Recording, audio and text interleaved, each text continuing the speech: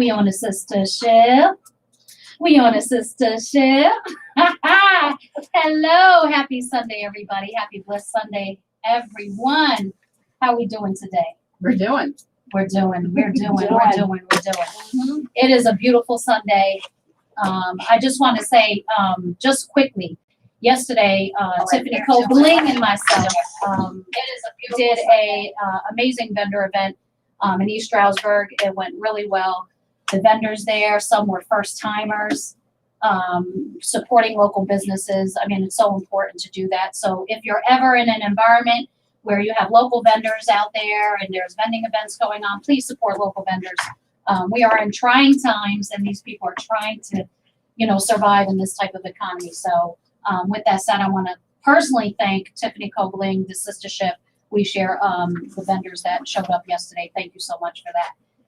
With that said, I just want to do a quick round around the room. We have an amazing panel here. This is the Sistahship, but we do have the brothership in the room as well. So we want to make sure we acknowledge everybody. So with that said, I'm going to go to my left here. Lauren Peterson, please tell the audience who you are and who you represent. Sure. My name is Lauren Peterson. I'm the Executive Director at Women's Resources of Monroe County, the local domestic and sexual violence services center for Monroe County. Celebrating 41 years this year. Awesome. 41 years. 41 years in operation, yeah. Amazing. Thank you so much for joining us today, because we'll talk about exactly what the subject is going to be for today. Going over to our girl, Lady Wisdom. How you doing today, Lady Wisdom? I'm good. I'm not going to complain a whole lot. I'm not going to complain. Happy Sunday. Happy Sunday. We've got to my right, your left. We've got Maria Hernandez. Yep. You are I am the owner of Blakesy Home Improvement, and I'm also an advocate for the discussion today. And I've been in business for 43 years this year. Well, look at that. Yeah, got a lot of absolutely. Awesome. And don't look the age. You don't look the age, so honey, don't even worry about that. Going over, Chris McCabe. Christopher McCabe. I'm a 34-year resident here in Monroe County, single father. Very interested in where the discussion is going to go today.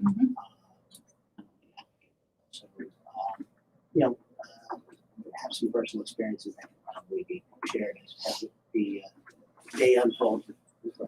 Awesome. Blessed to have everybody on the panel today, because we all have been impacted one way or another on this topic today, which is domestic violence. It is everyone's problem. Before we get started and get into the topic itself, I want to just also say that we want to honor and respect today, not just today, but the month of October happens to be Breast Cancer Awareness Month. So you can see some of us have our, her fight is everyone's fight. It's my fight. It's your fight. It's everyone's fight, right? So we are also honoring those that are dealing with breast cancer, and obviously anyone who's dealing with cancer. We have some personal experiences with family members, friends, things of that nature. It's a huge issue across, the gamut. So we want to honor and respect those who are in the fight. We're in the fight with you. So with that said, so let's talk about domestic violence. Quickly, when we look at domestic violence and we think about statistically the impact, 1 in 4 women, 1 in 9 men. Yeah. Wow. And that's reported cases, right? Yes. That's reported cases. So it's a huge issue. I mean, just think about it. If you're looking at everyone in the room here, just think about it. 1 in 4 women. It could be one of us. Absolutely. That's impacted. So our life experiences, pretty much show that this is a big issue. With that said, I think the biggest thing for us to really understand is what is domestic violence, because I feel sometimes people don't really understand what domestic violence is. Everybody just thinks it's like somebody hitting me, Mm-hmm. or you're in a relationship, marriage relationship, intimate partner situation, and if they strike me, that's the only thing that constitutes domestic violence. Right. So, Lauren, I'd love for you to kind of give us some greater detail in what domestic violence really truly is. And, I want to educate the audience because there is some, conflicts out there, and it's just a subject that's, very serious. And, again, people don't understand truly what it entails. Mm-hmm. Absolutely. I mean, October being Breast Cancer Awareness Month shares it also with Domestic Violence Awareness Month. And it is a very, at times, subversive thing that happens. And you have those wonderful statistics, 1 in 3 and 1 in 9. But it's so much more than what people think it is. You think about like Law and Order and all these big TV shows, and they put up a picture of a woman who's got a black eye or something like that. But it's so much deeper than that. And domestic violence can be just about any way that you can control another human being in an intimate partner relationship, whether that's physically, whether that's financially, emotionally, spiritually, financially, sexually, all these different ways. And it goes into always power and control. Mm. All of these different things that I just said, whether it's violence physically, violence verbally, violence emotionally, all of those are the transactions that another person uses to gain and or keep control and power over another person. Mm-hmm. It's not the motivator. People would say like, oh, well, they should just go to anger management. Well, they're in perfect control. They're not angry at other parts of their lives. It's just within this relationship that they have violence and violent tendencies and abusive tendencies. So it's not about anger. It's not about alcohol. It's not about drugs. Those can happen within domestic violence relationships, absolutely, just with any other kind of relationships. But the whole motivator is about control and power over another person. Mm. And these ways that the person will have control and gain the control. And control, and I think a lot of people don't realize that when they're in a controlling environment, sometimes they release control, right? And they're saying, oh, well, that's just my husband, or that's just my wife, and that's just how she is. Mm-hmm. And they don't realize that in those situations, you really need to look at that individual and understand truly where that's coming from. Right.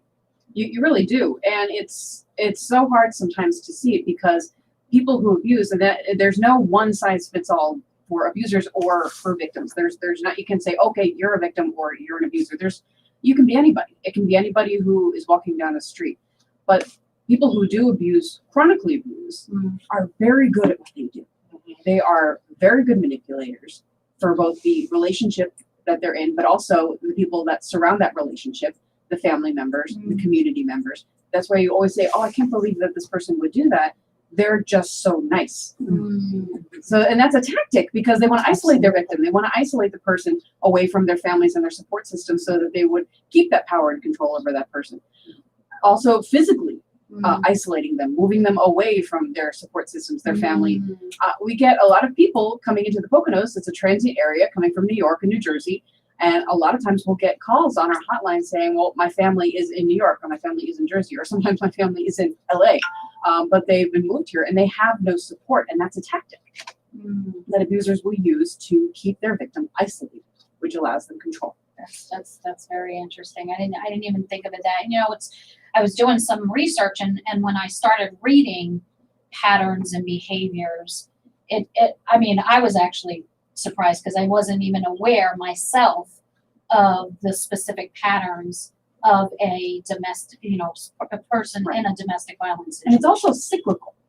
Like there's three phases. Yeah, absolutely. And it cycles through it, but it also cycles up, like it'll go like this way and then it'll go up again. It goes up in intensity. So you got the honeymoon phase where things are good, people are happy, things are fine, but then you got the tension phase where you kind of, something's not right. You're walking on eggshells, you're kind of getting like vickery at each other. And then you have the explosion phase where the violent incident happens, whether it's a physical an altercation, whether it's verbal, whether it's whatever the altercation is, but then it cycles back into the honeymoon phase. I'm so sorry, I'll never do it again. I'll go get help, I'll get counseling, but it's going to happen again. It's cyclical in nature, and it continues to happen and continues to grow in intensity and violence. Whether it starts out as just verbal, then maybe it's a shove, then maybe it's weapons. Aggressively, yeah, Mhm. yeah. For the panel here, because I think, you know, it's good to kind of bring our experiences into the fold as well. Those who either personally or through family, friends, things like that. Because I think we may all know someone Absolutely. who's been through it, Mhm. or have been in a situation, maybe even a child growing up in that Absolutely. situation. Yes. You know, Maria, help us understand kind of from your experience. And by the way, she's a Jersey girl, Newark, New Jersey, Brick City. Absolutely. Woo, woo. Tell us, Yes. kind of give us your experience and your thoughts on domestic violence. Absolutely. My experience is that I personally grew up with a very violent father, and I also grew up with a stepfather who was an alcoholic. I never experienced him putting his hands on my mother, but the emotional, because there is also emotional that is involved. And I learned, I was self-taught, because no matter where, obviously during that time in the 80s, no matter where you went, they never had any resources for the children. Where did the children turn to? How do we help break that cycle? How do we get away from that? How did I learn not to be abusive? And quite frankly, I found myself being emotionally abusive towards my husband because I didn't know any other way. Right. I only knew how to control a situation, and I actually sought out therapy. I went on my own to do it. I was never taught, and that I think is lacking right now with this situation. Is what about the kids? Yeah. When the mother or the father are abused and they have to go to a woman resources program or Right. to a shelter, what happens to the children? Because it affected me, I mean, in such a profound way that I now help women in the situations that I grew up with, because I see the signs. I know when a woman is sitting quietly and her husband is being aggressive with his speech patterns, what that means to her and how she shuts down. And I have myself taken these females aside and asked them, what is going on? Are you okay? And a lot of people are afraid to do that. I'm not, because I grew up with it. I grew up watching what it can do and how it can destroy a family. Yes. And it's sad because, like I said, with a female and or a male, because let me tell you something, there are a lot of men out here that are abused, but are afraid because, for instance, when they call a program, Women Resources, they kind of shy and step away from it because they're like, well, wait a minute, this is for females only. And me, this is just my personal opinion. I think the name needs to change. It needs to be more specific that it is for anyone that is hurting, anyone that is fearful, anyone that is afraid to do something to change their situation. Whether it be they leave, whether they get help, there has to be a change. And this is the time for the change, because I'm going to tell you something right now. My cousin was murdered last month by her husband. And no one saw this. No one saw it. You know why? Because he was a good manipulator. He manipulated the whole situation where everyone was shocked. But what's so ironic is that I saw it. Because you I experienced experienced it, and because you want to know something, I'm an abuser myself, but I went to therapy. I taught myself I don't want to be like this, so I tend to seek that out. I tend to see it, and when I try to bring it to the table, everyone runs for, oh my God, no, how could you say that? That is a problem with our society today. No one wants to believe that their son, their brother, their sister, their cousin is capable of doing something so horrific that we all shut our eyes to it. Right. Well, I Well, think there's. If Go I ahead. could just Yeah, piggyback off of what you said the way that you were an abuser, that you verbally abused your husband. Mhm. Men have a different kind of, it's almost a form of emasculation. Mhm. So men are not going to seek the same kind of help a woman would seek because they don't want to be looked at as less than a man because they allowed a woman to do certain things to them. Whether it's her tongue is just like it's like taking a whip and just cracking it up against their back. I lived in dysfunction. I'm going to put it that way because I was covered by a multitude of the domestic violence. And let me be clear, it's not domestic violence doesn't just go through man-woman relationships Right. or same-sex relationships. Mhm. Children, grandparents Absolutely. could be in a violent relationship Absolutely. with someone Mhm. because it's about control. So you might not have been able to say something to your parent when you was a kid, but what you saw, it reflects. Last week we did a topic called arrested development. People's development and maturity is arrested when they experience these things. Absolutely. You say, why aren't people seeking help, or why don't children have help? Adults didn't always have help either. Yeah. And unfortunately, when you're an adult and you're in a situation like this, you can't help them because you don't know how to help you. Right. And it doesn't matter how old you are, Mhm. you experience it over and over again. Absolutely. When someone brings it up, it could be a trigger. Parents that are in relationships with their spouse or someone else that are fighting, cussing, or whatever the abuse is, your kids are affected. Absolutely. If for no Yes. other reason, get out for them because someone is going to get hurt or killed. So then you lose two parents, you lose a life. We have the walking wounded. So you have so many adults that are broken from what they experienced in the domestic Absolutely. violence. They Yes. saw their mom, they Yep. saw their dad, Mhm. they saw things that they shouldn't have seen, they saw the sexual abuse, the Absolutely. verbal abuse, the emotional abuse, and even with the mental abuse. People try to figure out how are you saying you're affected mentally? Your mental abuse, abusers, an abusee can become an abuser Absolutely. because they don't know different. That's their normal. And it's unfortunate that we try to make it seem, and I say we as a society, that it is only females experiencing it. Mhm. Absolutely not. Your parents are experiencing it. You got they call it elder abuse. Absolutely. They call it child abuse. Yes. When someone is being sexually abused, no matter what your age is, it's a form of abuse. That's right.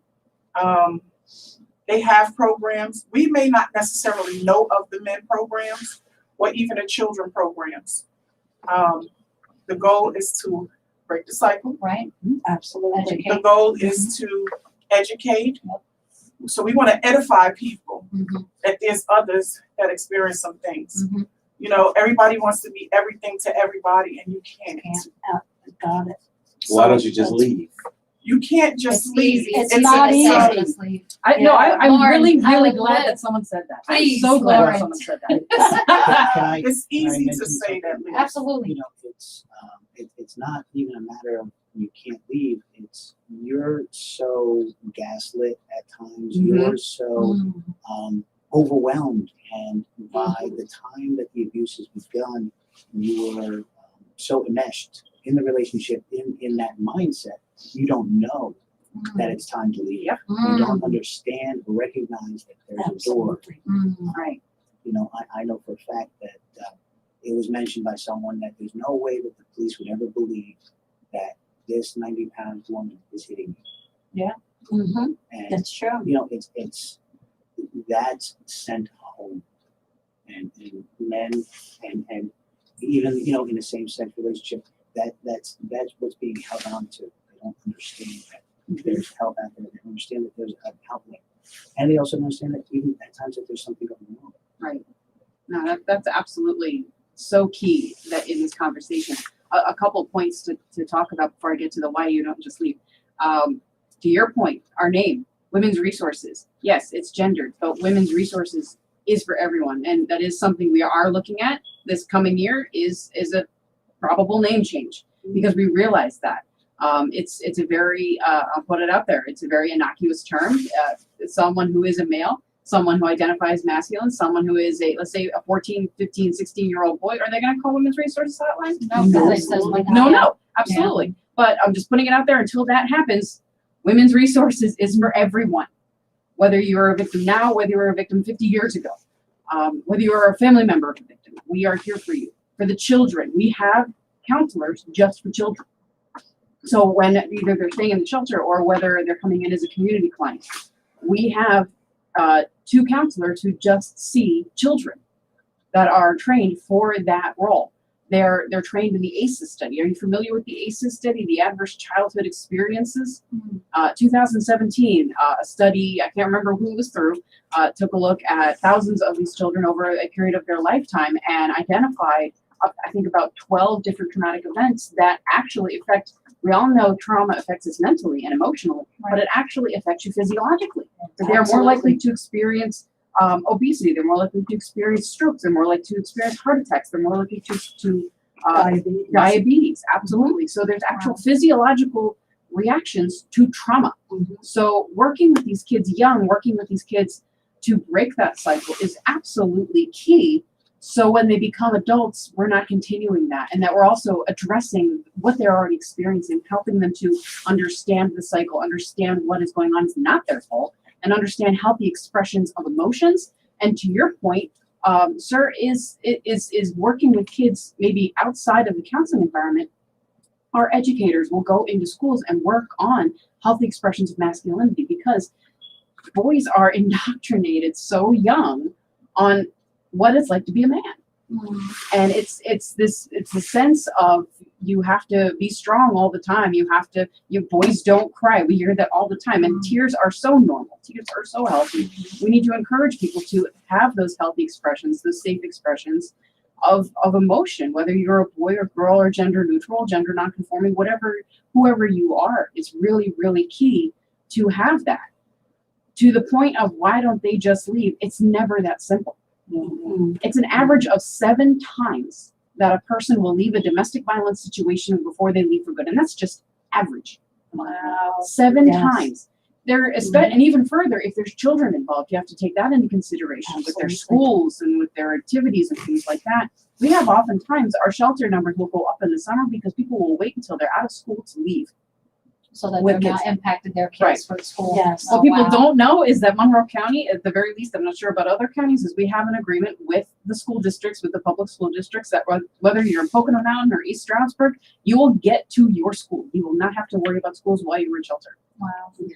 That's Our good to shelter know. is in a safe, undisclosed location in the county. We have almost 24-hour coverage there. It is a communal living shelter, but it's safe. And sometimes when these kids come in, it's the first time they've experienced safety in their lives. And we try to make it as normal as possible. We'll celebrate birthdays and holidays and things like that, and we try to make it as comfortable as possible. But yeah, it's a communal living shelter. It's a short-term situation where we can get them at least safe for now to then figure out what our next steps are going to be.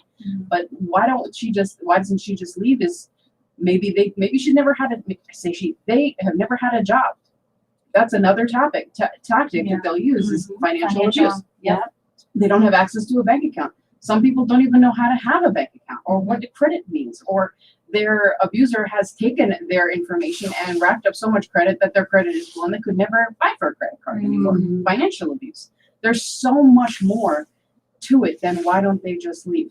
That is oftentimes the first step, even if it's just for a night, even just for 3 nights, just to get your head out of it, to be safe for a second, talk to one of our counselors and see what your next steps are going to be. But I think the key of it is to get out the message that you do not have to go through this alone. Women's Resources is here 24 hours a day. You can call us at 2 p.m. or 2 a.m. on a Sunday, Christmas Eve, New Year's, it doesn't matter. You can call our hotline and you will get a trained crisis counselor to speak to you at that time and assess your needs and give you the options that we can provide for you, as well as outside information if you need that. We are here for you 100% of the time. You do not have to go through this alone. Also, I just want to piggyback off of that only for a second, because she said, what about the kids? Yeah. You can't just take somebody's child, sit them down and counsel them. So you still have to get permission from the parent that brought them into your environment That's where I was gonna go. to give them counseling.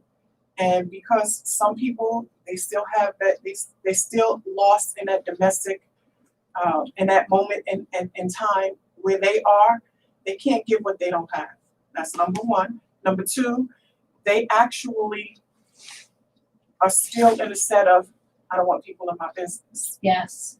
or afraid because they haven't totally, until they are totally out of that, they're gonna kind of like, I can't get you help because I don't know what's going on with me. But if you go in there, you might tell them more than I'm willing to tell them.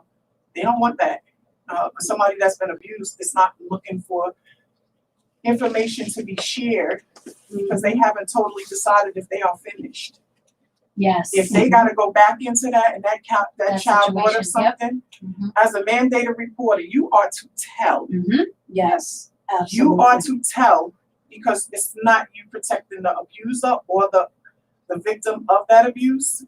It's that The child. child. Yes. Right. It's Yes. I'm a mandated reporter. I have to report it. Mhm. So if I know that you're being physically, verbally abused, I'm supposed to report that. But can I pull that kid and make him go into therapy? No. I can't make the victim go into therapy either. Sometimes you can't change what you don't acknowledge. And you can't change that until you're ready to change. It's like in a substance abuser or alcohol abuser. Until you are sick and tired of being sick and tired, You're not gonna make any you're change. not going to make any changes. You could run away. That's probably why the average leave time is 7 before they actually make the final run, Right. Yeah. is because they haven't gotten to that place. And they could have been so abused or conditioned to be in that. That's normal. They saw it Yeah. in their life growing up, Mhm. and then they started getting into relationships. Absolutely. Predators prey on their victims. And when I say prey, they find the weakest link inside you, Yes. and they keep going for that. Absolutely. And I tell listen, this I could be wrong, but I tell it to women, I tell it to men. Learn not to tell all of you. Don't give somebody all of you. Because they find something in that conversation or that topic, To trigger you. and they just find it, they prey on it, and get you to give. Mhm. And more that you give of you, the more and more they find that way to control you. And you end up losing yourself too. Absolutely. I just want to say one thing as far as counseling with children, because I was a victim of child abuse, domestic abuse, all the above.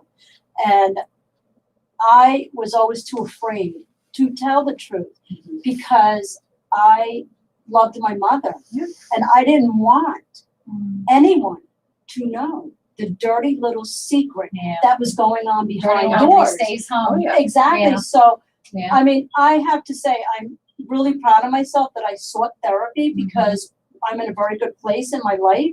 But it took a while for me to really understand what was happening to me and to really physically and mentally accept that, oh my God, this has impacted me in such a way that I am bringing it into my marriage or I'm bringing it into my friendships.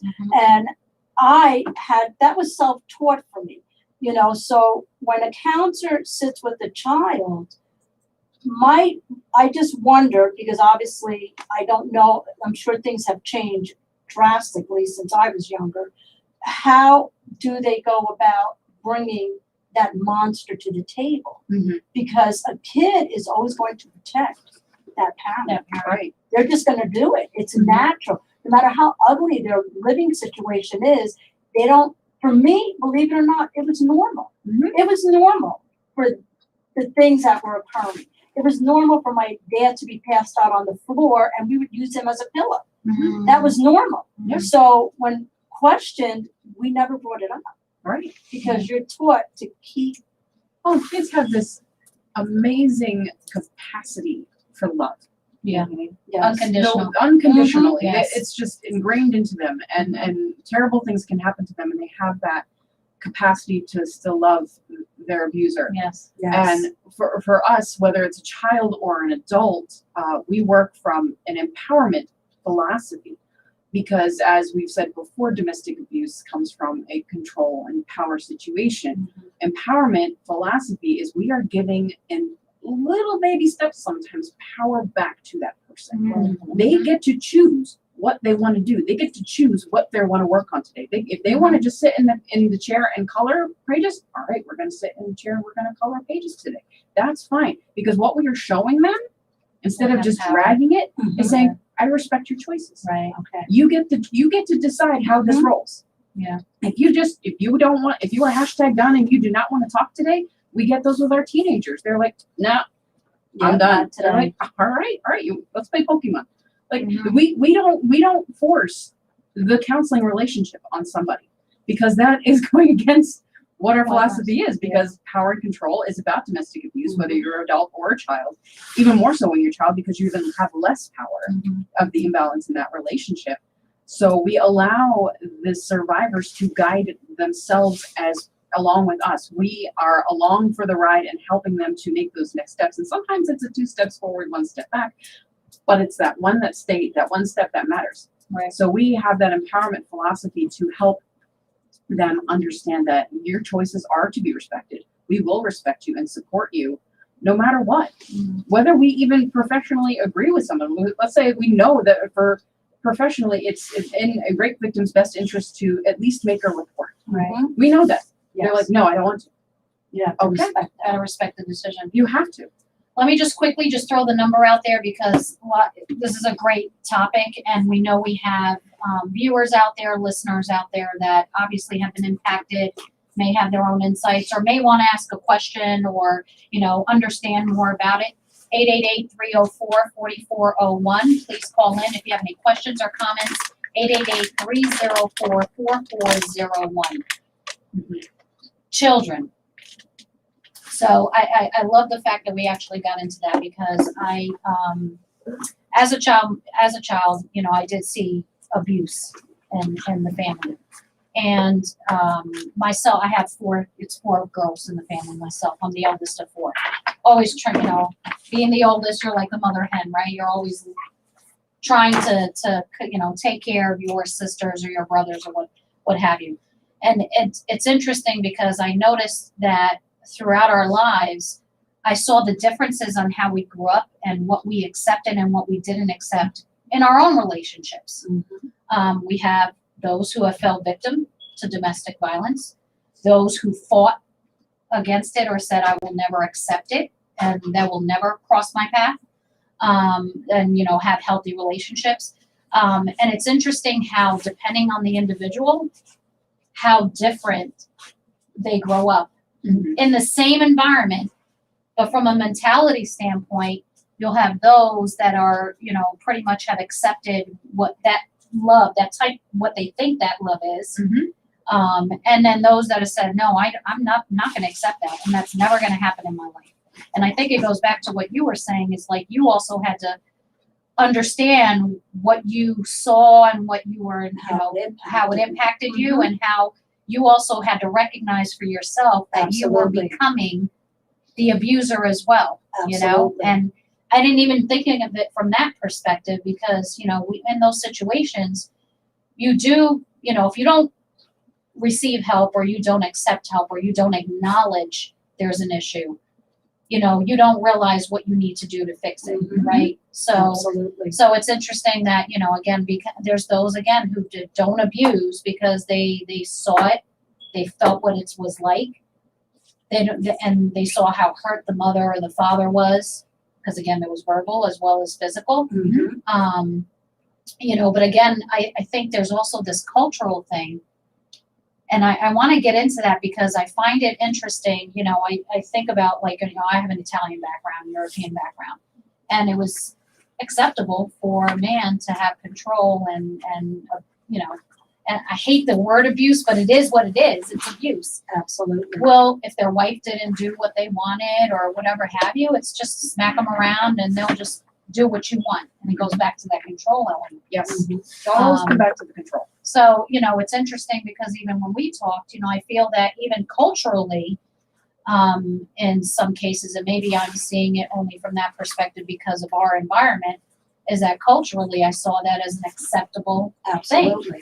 And I think that's true for a number of different cultures. You say you're Italian, but we have Latin culture. the Latinx Absolutely. community. Mm. We're opening a group right now for survivors, specifically for the Latinx Yeah. community. Mhm. We have 2 bilingual counselors who are fantastic, who want to talk about those kinds of topics of how the culture can not allow, but can keep falling back. It's unacceptable. It makes it is. acceptable. It makes it Yeah. acceptable. Exactly. The Because you're machismo. taught that growing up, Mhm. that it's acceptable. Right.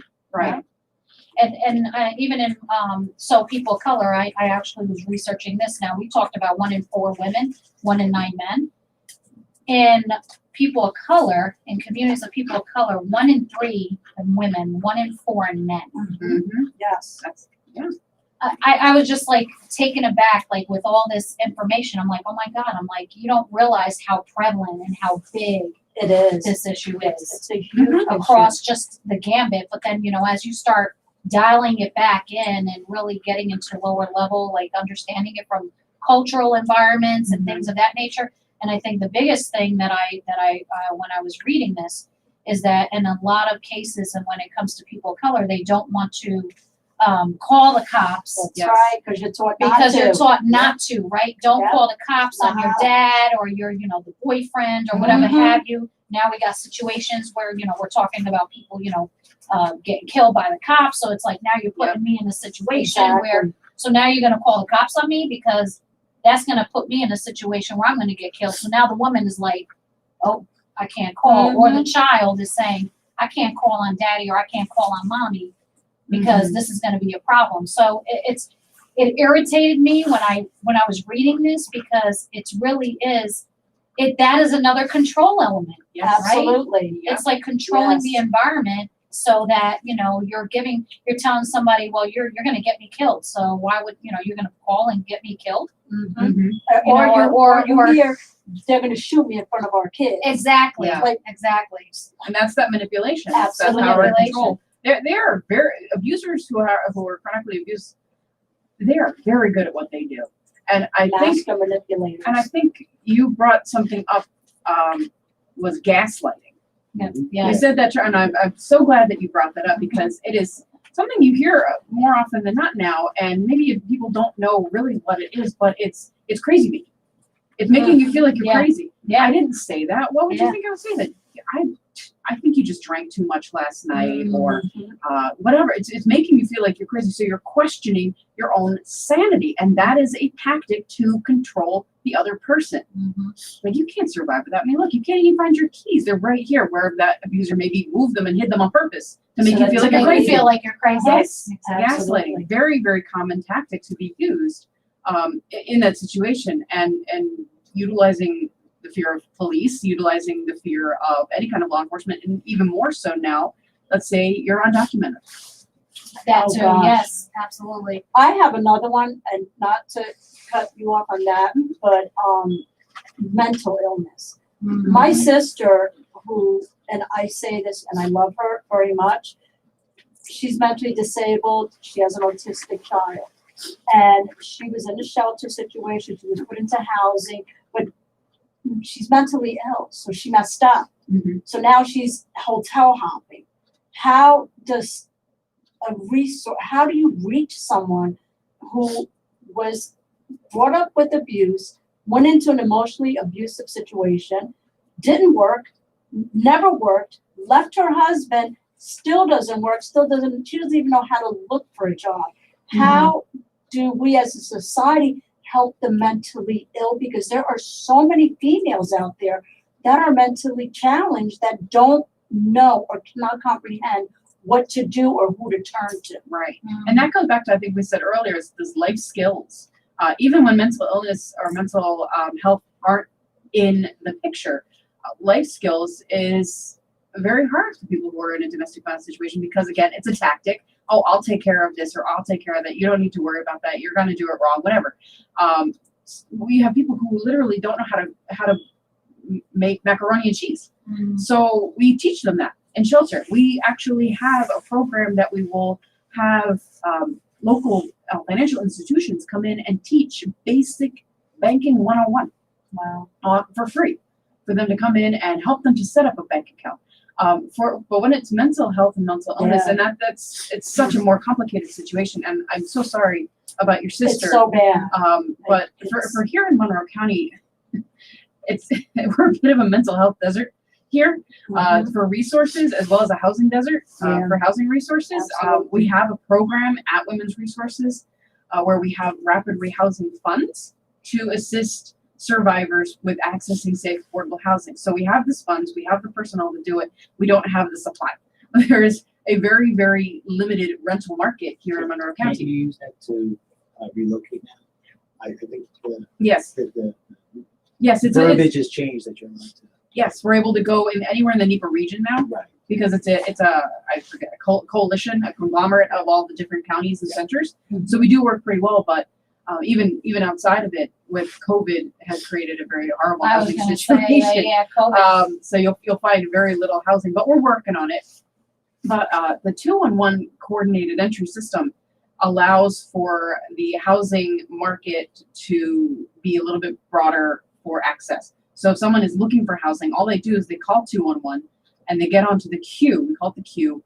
And then whether they're identified as a survivor, they go through an entire very long questionnaire with someone on the line, and they're identified either as a survivor or not a survivor. But if they're identified as a survivor looking for housing, we'll pull their name. Our staff will pull the name off the queue and work with them one-on-one on identifying what their needs are, what their supports are, what's their goals, and try to find them housing and help them. And we can pay up to a year of their rent for them, or beyond if necessary. But for mental health, and jobs is very difficult. Fitzmaurice Community Services, I know, is a great resource here in Monroe County that helps the MHDS community with housing, with caseworkers, with learning life skills, and helps them to access housing and then keep it because their caseworkers are trained in that wheelhouse. That might be someone you want on a future show specifically about that. absolutely. Fitzmaurice Yeah. would come out and talk about that. I want to get that information. Yeah, from you, Yeah. absolutely. Because I We have a- definitely, We had a question. In the online. I'll get you that. We had an Numbers. online question about what happens if they're non-violent, a non-violent abuser, Mhm.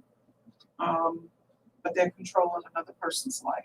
Right. Well, I think it all Also, you have some form, you have some those that, well, speaking of tempo, still have control. Oh, absolutely. Oh yes, So- absolutely. Absolutely. And we were talking about this Yeah, earlier. yeah. People will call our hotline thinking, well, I'm not sure I'm really a victim because they don't hit me. Right. That shouldn't be the threshold that you have to meet. Right. wow. But it does always come back to power and control. If there is in a relationship, whether it's an intimate partner relationship, parent-child, whichever way it goes, if there is an imbalance of power and a sense of control, that's domestic abuse. Whether you're using your fists or your hands or your voice, or other tactics. Mental manipulation, Can, financial Laura, manipulation. can we give those that are listening? We have a silent audience. I'm always concerned about the Mhm. silent audience Yes. that are listening. Some signs that they may be entering or are in an abusive relationship. Do you feel safe? That's really what it comes. Well, mentally- I was No, supposed to answer that. that's my sign. That's my sign. Is do you feel Well, they have- physically, emotionally safe where you're at? Well, Well, how some do you can remove feel- the stigma Yeah. that is, where the person doesn't feel empowered, but at the same time they are in their house is safe, the bills are paid, there's food at the table. You know, That's that nonviolent abuser. but, Yes. exactly. But how do you let the person who's being abused identify the fact that that is abuse because they're 400 miles from home. Yep. Any sort of support group. They are suddenly not allowed to, or even if it's not Mhm. allowed to, they Discouraged against. discouraged Mhm. against, meeting up with friends, going out in social situations, Yeah. Constantly without questioning who you're seeing, who you're talking to. Mhm. Yes. exactly. Where you're going, who you calling. And then Yep. also, how do you start to remove the stigma? We talk about removing the stigma of mental illness, well, there's a stigma of domestic abuse. Yes. And how do you start to remove that Yes. stigma in social situations and society at all? I think we start to do that by having these exact kinds of conversations. Absolutely, We getting it out there. Sunlight, I heard this great metaphor this morning. I can't even remember where I heard it. Probably on a news program, but sunlight is the best disinfectant. Light. Bring it into the light. Talk about it. Yes. Because evil thrives in darkness. Yeah. Abusers don't want their stuff to get out. Yeah. So they do A whatever dirty they little can. secret, yeah. Exactly. They do whatever they can. They say whatever they need to say. Threaten who they need to threaten to make sure that doesn't happen. We have to talk about it. We have to talk about it with our colleagues, with our friends, with our family, with our children, as young as you can, where they think they will understand it, because it all comes down to respect. If you do not respect another human being, you will not treat them well. Mhm.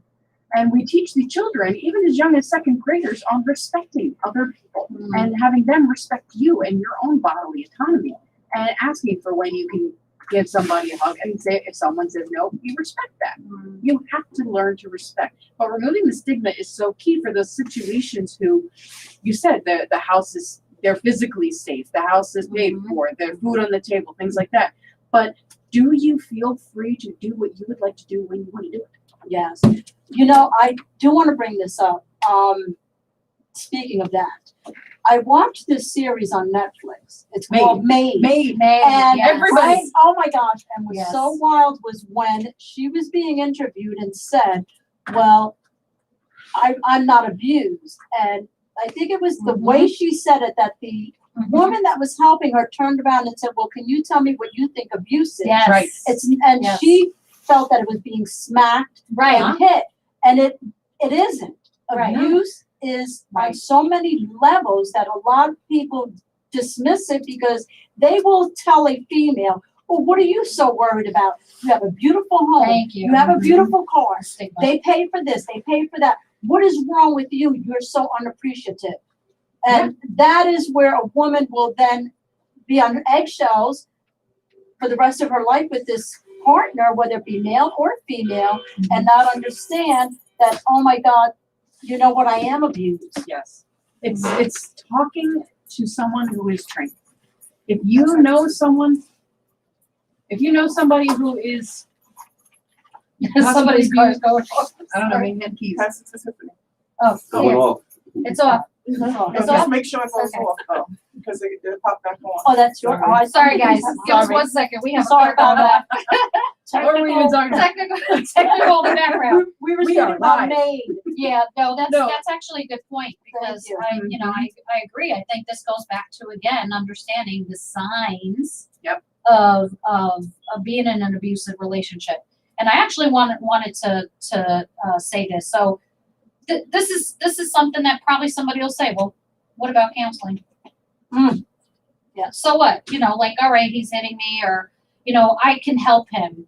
Let's go to counseling. Like, you'll hear a lot of people say, now, me personally, like if you're having conflicts, Healthy conflict is normal. healthy conflict is, thank you. Yes. Can you please? Healthy conflict is normal in a relationship. Mhm. It's when there is a power imbalance where there's two parties involved unconsensually, because there is some lifestyles that have that consensually. Right.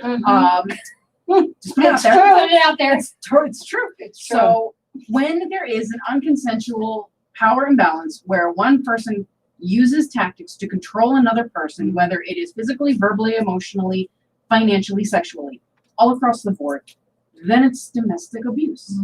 It shouldn't be the threshold of physical violence. Mhm. If you do not feel that you have the freedom to do what you want to do, when you want to do it, with who you want to do it with, then there is a power imbalance. Then there is a control factor. And speaking with someone who is trained, and all of our counselor advocates go through a very rigorous 70-hour training before they're able to have contact with the victim, wherever. can help them identify that. If you know someone who maybe is in an abusive situation, maybe could just use some help, maybe just wants to talk to somebody about their situation, they can remain 100% anonymous and call our hotline. It's 570-421-4200. If you're in Monroe County, from wherever, you can give us a call. You will always get a live trained person to talk to you. Number again. 570-421-4200.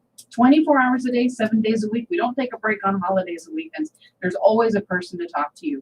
Talk to someone about it. Explain your situation.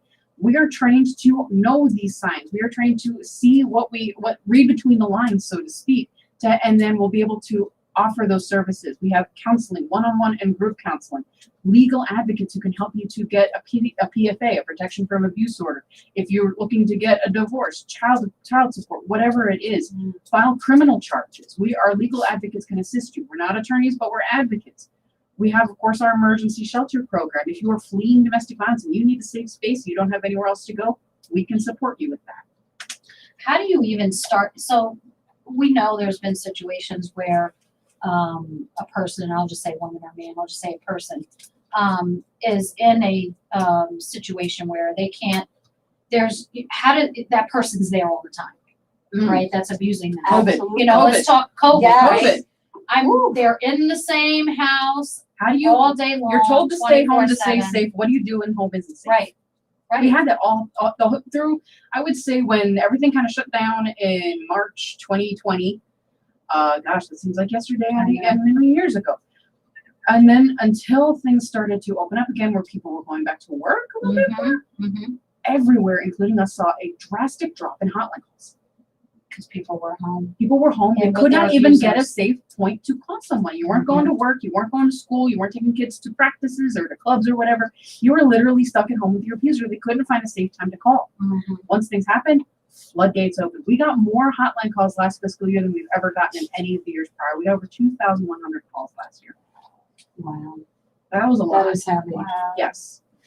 And probably in those situations, there was some abuse, and I don't care what you say, abuse is abuse, right? Yes. Some abuse, but being now that they're home, it probably escalated. Yes, absolutely. Because, you know, Absolutely. just think about it. You're sitting at home with a person. If you don't have a good relationship to begin with, that just makes it so much more It worse. exasperates. Exasperates the situation. So I could see that happening, because if abuse was occurring already, just imagine being home all day. It absolutely And has. that target is there 24/7. Exactly. That You level also And the has really frustration. increased. You also have people that deal with domestic violence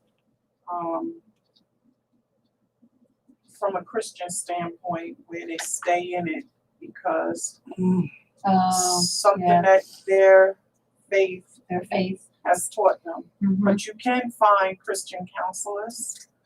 For those that are Christians, you can find Christian counselors that will help you. And sometimes that might be your safe haven to go into the building. In the church building, when you're in there and see someone that you may ask for help. Because for those that I'm going to step on their toes, and they may have a comment about it, but there are some that are in the Christian community that sit on higher chairs or honor themselves more, that are the abusers, or they're counseling people for selfish reasons, Absolutely. to suit their why they do what they do as well. But please, if you're in that situation, please go get you some counseling. Seek someone that you feel like you could truly trust. Right. Maybe that's the only place that you're allowed to go. You can get help. There's ways to get help. I'll say that I think one of the hardest things, again, like I said, people think that abuse only comes in a relationship. I lived through domestic violence in my mother's household. And I saw it, I experienced it, but I experienced it with siblings. And as you said, Steph, most people in the household experience it a different way. You're either gonna decide to break a cycle or you're gonna live in a cycle. You said that, Maria said that her sister has mental health issues. I'm not gonna call your sister mentally disabled. She has mental health issues because that's how she learned to deal with To cope the with it. abuse that was around her. Absolutely. We don't necessarily agree with everything, but we don't experience everything that everyone else is experiencing. Right. So in that, I say that I'm trying to keep it. You could be real with me. I use mental health because I don't want to be politically incorrect in saying Yeah, yeah, The yeah. Well, I'm not challenges. that. It's like I heard you say. I realized that I needed help. Like when I heard you say that, you got a lot of people that have experienced abuse, and they don't know that they need They help. need help, right? Absolutely. You said something so- earlier about, well, there's help out there, just get it. I But did- how do you, and I'm I just meant for paraphrasing. the just for those that are inside. But the problem is how do you internally recognize that you need the help, and then so what's the It's how? hard. What's the how? How do It's you get hard. that help? I don't think we can answer that. It's Yeah, not. It's I an honestly don't think you individual- can. Yeah, It's it's an every individual individual. thing. So It's not I had easy. explained in a conversation that we had last week. I have been a mom since I was 10. Not that I birthed the child. I did not birth the Mother child, figure. but I have been a mother figure since I was 10. I know what you I mean. cooked, I cleaned, I even went up to the schools Mhm. as I probably was 14 when I had to go to the first school for one of my siblings. My development wasn't arrested, it was accelerated. So I saw the domestic violence, I saw my mom fight back. And in her fighting back, I literally stopped her from killing someone Mm. in her fight back. So abusers don't know that victims get to a place where they snap. Mhm. I've seen it happen. Mhm. Absolutely. I find that some of my other siblings that have experienced the abuse, same way I have, they all have arrested development. Mhm. They handle it different. Absolutely. I used to go to Alateen. So did I. I went to Al-Anon. I even went to AA meetings. Mhm. Absolutely. Um, Wow. It's tough. It's tough. Mhm. Let me, It's I'm very impactful to you know, I can understand where you're coming from, Lady Wisdom. This is a hard discussion. We got tissues on the table because you're gonna make everybody cry now. no, but that's so real too, because we went to Alateen, Al-Anon, AA, Mhm. and What is Alateen? for Alateen is, children you have a of parent, alcoholics. Mhm. Yeah.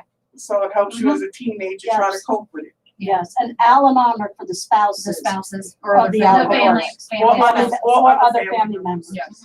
And I feel you, because for me, when I said that I knew I needed the help, I'm going to tell you right now, that was hard. I'm going to tell you, Mhm.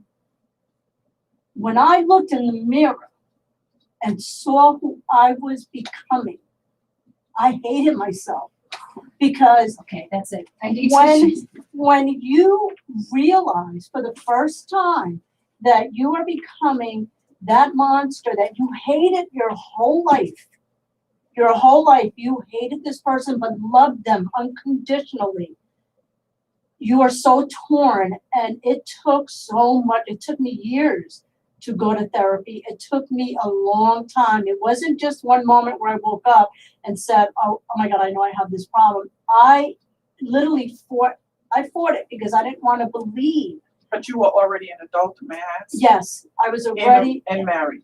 and married. Okay. And I one time verbally, and you know, because it's emotional, and my husband looked at me in such a way that I knew he was losing respect for me.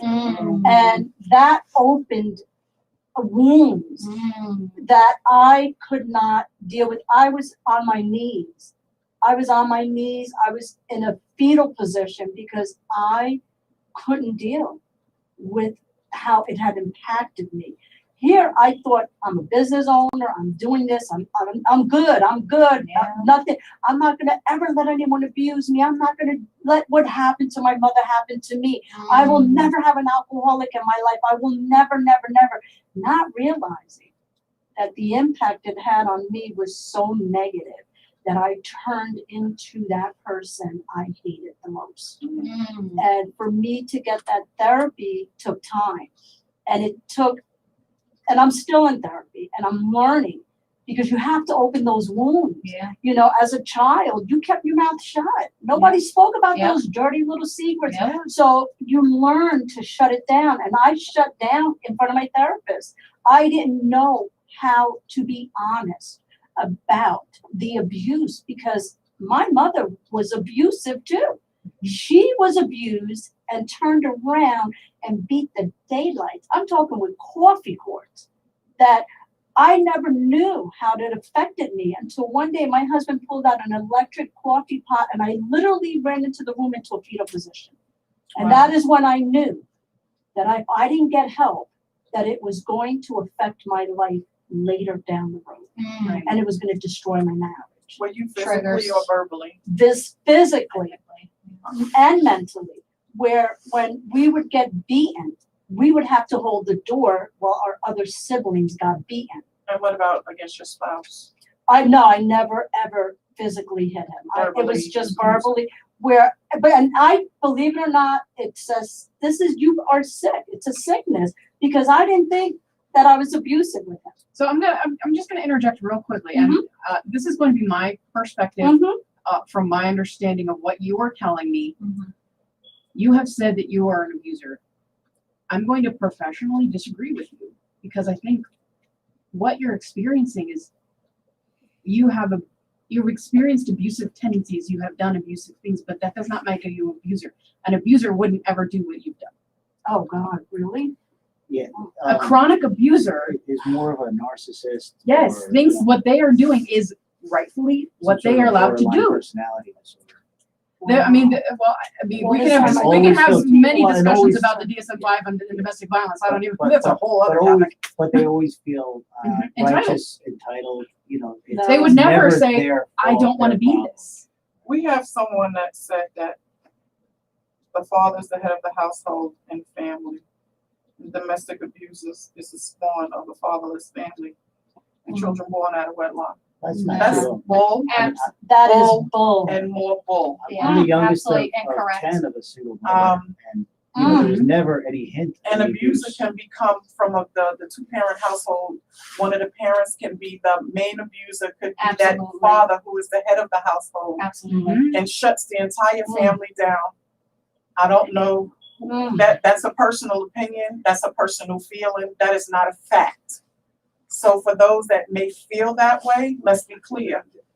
Majority of the people that are in two-parent households, one of the parents is suffering from abuse. Absolutely. It's not necessarily a single parent household, because if you're a single parent in a household, you don't actually have that abuser living with you once you realize you're being abused. So You know, the person that feels that way, I feel for you. Yeah.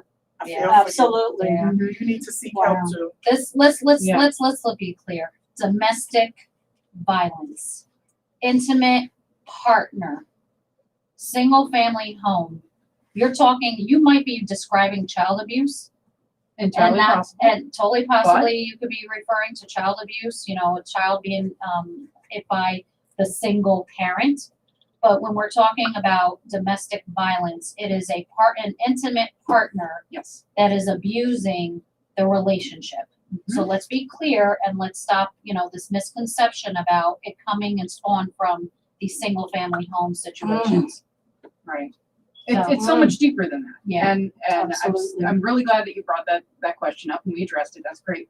But I really want to give such yes, absolutely. strength to your strength and reach out to you that you are such a strong individual and you have seen evil.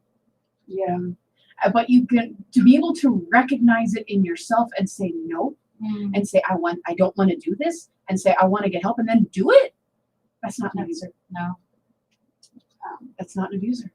That's a part you are having an abnormal reaction or I'm sorry, a normal reaction to an abnormal trauma. Mm, What you are experiencing and what you are experiencing is normal for you and for what you went through. There's nothing wrong with you. What happened to you was wrong. What was done to you was wrong. You are not wrong. You are a human. You are beautiful and you are strong and you are capable. And look how far you have come and the achievements that you have made. And the step to be able to say, I want to get help and then go through with it. It's incredible. That's the hardest step that any human will ever do. yes. Yes. It is. So Absolutely. thank you for sharing your story of survival and strength, and I honor you in that. Thank you so much.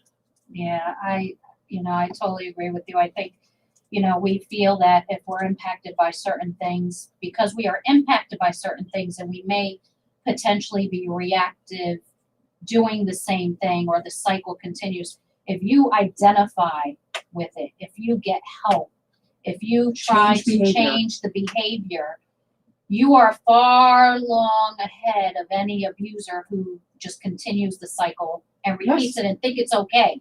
Still considers that that's the right thing to do. Right.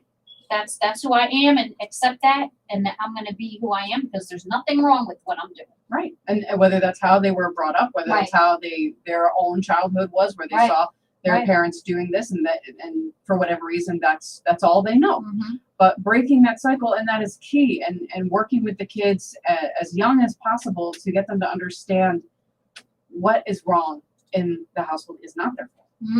That it is not their job to fix it. That's I want to Well, talk I'm about glad. that. I'm Yes, I want to actually- talk about I that. have- absolutely.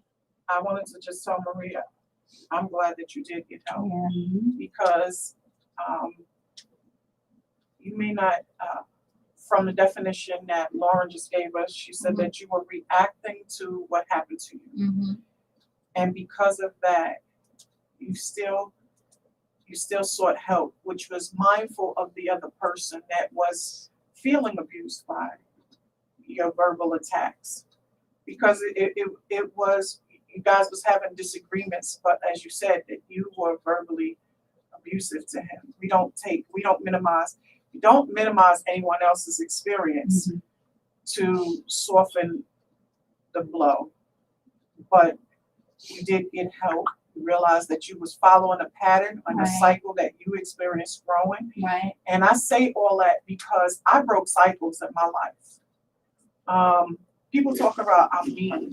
I walk around with a mean face all the time.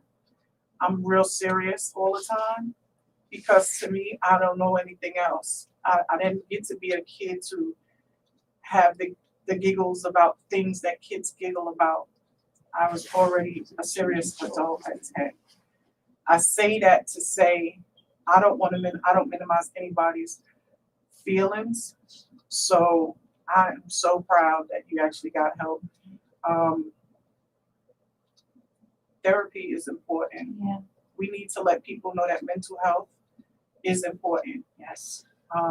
I believe that our grandparents' generation, I speak for me, my grandparents' generation, because I'm not sure of everybody's age here, but my grandparents' generation to me was called the secret generation. Oh yeah. They kept Absolutely. secrets. Mhm. If somebody did something they shouldn't have been doing, Mhm. you were told you don't tell anybody. Yep. It's a family It's a issue. It's a Family family issue. Inside And the a lot of household. the times it was swept under the rug. And then again, we're walking around with a bunch of wounded people. They're walking wounded. So do you blame the abuser? Once you realize that you're abusing someone, if you don't stop after you've acknowledged it, Mhm. then that's just who you That's are. who you are. Yes. Yep. That's just who you absolutely. are. Wow. in any sense of the word. So there are people that are out there. They set themselves up. That's their whole goal, is to find their victim and keep victimizing. They do the same thing to the same people over and over again. Each relationship that they get in, they find that weakness. They find it right before they get into it totally, and they break them down. Mental breakdown is the first step of an abuser being in your life. If I break you here, Break I your got you spirit. everywhere Yep, else. absolutely. It's really easy. Yeah, absolutely. I'm not saying that it's easy and it's something that people should be doing. I'm just saying, but that's their mindset, is I gotta break her here. If I break him here or her here, Everything I else. can is- take them out Yep. the rest of the way. Absolutely. Yeah. Absolutely. So from a child's perspective, I totally forgot where I was going, because I'm like, I mean, honestly, this listening to everybody, and I'm like, all this energy, all this stuff that's coming, I'm like taking in from everyone. The one thing about children, we've seen situations where children have taken action on the parent. Yep. And it's what we don't want happening is that the children have to live their lives knowing that they had to take a parent out because of an abusive situation. It's that you want to talk about mental anguish and what they have to deal with for the rest of their lives. That's something that you have to also consider as well if you're in an abusive relationship, is the children that are also in that relationship. They, there are some children that'll say that, oh my God, I can't believe that, I'm going to have to hurt daddy, or I'm going to have to hurt mommy because she's hurting daddy, or daddy's hurting mommy, things of that nature. The impact it has on children, not just seeing and dealing with the abuse, but you might have a child who now wants to hurt that parent, regardless of the unconditional love. It's like they may have that feeling of their mother that they want to protect them. Right. And that's whether it's in a situation where it's a 2-parent household, or maybe a boyfriend that's in the picture, or a girlfriend that's in the picture. Like, they will take action, in some cases, and that has happened. Well, you've had those that had to choose. Yeah. You're gonna love me or your mother. It's not gonna be both of us. Yeah, That's a form of abuse. absolutely, absolutely. Yep. That's a form of abuse. How do you start getting the red flags out there to society? So not just the children, but the adults. That's the adults, yeah. The teenagers, the college age that are getting into these relationships. It's new. Yeah. It hasn't started Yeah. yet. And most important is not just in what I call a standard domestic relationship, but in the same-sex relationships, that a lot of these people are coming from an almost loveless family, and now suddenly they're being swamped with love. They're, it's that honeymoon phase, Yeah. and they're being overwhelmed, and they're not going to recognize a lot of the sentiments. So how do you, as a resource, how do we as a society start to get those red flags out there, so somebody can say, hey, you know what, my gut's telling me this, and I'm reading that this is not a good thing, and I'm going to get the hell out of here. Right. Well, two points is, one, the LGBTQ plus community is so vulnerable to Yeah. domestic abuse and sexual abuse, for many different reasons. One of them being, if let's say you're not out yet, that is a really common tactic that an abuser will use, is threatening to out them to their family, to keep them in that relationship. But what we do with women's resources and in the community is we do trainings. We do things like this. We're actually very involved over at ESU and NCC. We're engaged with their campus life programs, to doing programs, presentations, getting information, flashcards out there, making sure our resources is very visible. High school level. Again? We are working on it. Well, COVID kind of made it much more difficult. We're trying to get back in there. But we did have really great, strong programs in East Stroudsburg High School, where we would work with the teens on healthy relationships and identifying what is a healthy relationship, what isn't a healthy relationship, understanding respect, accepting no from another person, all these different different tactics and the healthy expressions of feelings, toxic masculinity, how media plays into these structures of gender roles and how that can contribute to domestic abuse. So yeah, we do these programs. We have these programs available. Unfortunately, it's more of a time issue that trying to get in sometimes to schools is they're trying to do so much in such a very short period of time. But all of our resources are on our website. We're available to come out and do any kind of training, speaking to groups, to parents groups, to teens, Boy Scouts, Girl Scouts, anything like that. We will come out for free and do these trainings. And what is the That's website? WRMonroe.org. It's Chris, you actually brought up a good point, and I started thinking about education, right? Education, because if you grow up in that environment, you don't know any different, right? Unless you just it's not a good feeling. It's not, you don't like seeing what's going on from a domestic parents, a parent situation or relationship situation in your home. But then if that's what you're used to, and then you get into a situation in high school, you have a boyfriend, right? College, you get involved with someone, boyfriend, girlfriend, whatever the case may be. That cycle, like you start getting used to just that type of love Because you think it's because you think it's normal and this is love, right? They care about me. Mhm. That's why they're telling me X, Y, Z, and I'm the problem, not them. I'm the problem, right? And that's that manipulation. And it's often reinforced by I'm never going to be that person that blames the video games or blames the media, but it doesn't help sometimes either. Yeah. When we have things like Twilight, things like 50 Shades of Grey, and young girls are watching these things and says, that's the kind of relationship I want, and I want to just scream, no, As that's a abusive. father, trying to explain to my kids that Pornhub is not love. It's No, not. it's fake. It's not only is it fake. It's just an absolute overwhelming. It underscores everything that is against what we stand for as a family. But it's easy access. Yeah, and that's what kids see, and that's what they presume. That sex is love, so that's what I must do to be loved. Yeah. Having in sex ed, let's just go down that rabbit hole for a second. It can be very lacking, especially for females. It revolves almost 100% around reproduction Absolutely. versus actually healthy sexuality should be the focus instead versus reproduction. Put it out there, like kids want to know. Teens want to know. They want to know what all these different terms mean. What does it feel like? What does it look like? What should I have? What should I do? All these different things, but they're not being taught. So they go to porno to learn, and they're being shown these videos of very fake, very sometimes violent, videos of a sexual exchange.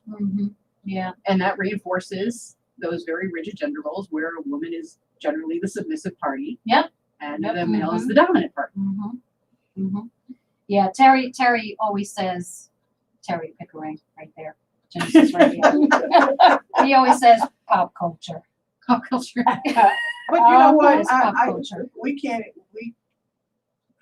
We are growing in a different time. Yes, frame. absolutely. Yes. We are living in a microwave minute. But every generation has. Yeah. Every generation. Not in the has. same manner as we did. We had public phones. Where would you find one now? We had Things no have access changed. to Just internet. because things are different We had doesn't no- mean anything's different. I mean, my mother was a single kid running around the city, New York City, in the 1930s, and she would go to makeout parties at Coney Island. They had makeout parties. Now they have it all kinds of. But in other words, it's I'm just not- I'm not matter of justifying- perspective. I'm It's just a matter not of justifying perspective. generational things. What I'm saying is these children that are growing now are living a different life than we did. So Point blank it and must be period. it must be so much easier for us then to be able to get those red flags out there for the kids to see.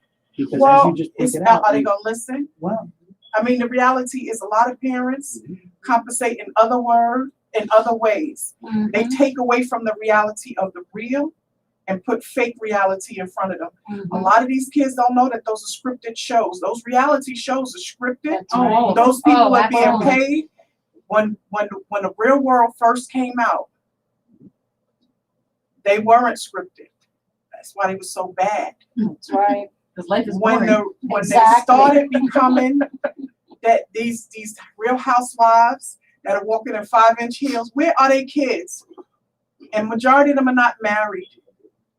You have the reality, the kids have access to iPhones, Well, iPads, technology has changed. iPods. Yeah. They get in stuff so much quicker Oh yeah. than we could have ever imagined. That's We right. used to go play outside. You want to know why America is obese? How many parents are sending their kids out? Saturday mornings, you cleanse your house like your mom had you. Mm-hmm. You sat before they actually, because the cartoon started at like 5 or 6 o'clock in the morning. That's right. You cleaned up, you went out, and you played all day until the street light came on. These kids go outside for what? I'm saying in my And the room. manner in which they're talking, they're calling your friends by their first names like they're their friends. There's no miss, no mister. That's It's right. the way we're raising these kids. We have to take some responsibility, some way, shape, or form. We could protest the same way we protest and everything else. Stop watching 50 Shades of Grey. You can, if you want to watch that, there was a point where after a certain hour, certain things was on TV. After 10 Absolutely. p.m. because your babies were supposed to be in bed. Mhm. Now, the channels, I remember when the channels used to shut off and you would have the snow. Mhm. You don't No, have Well, that now you now. can just go on And YouTube.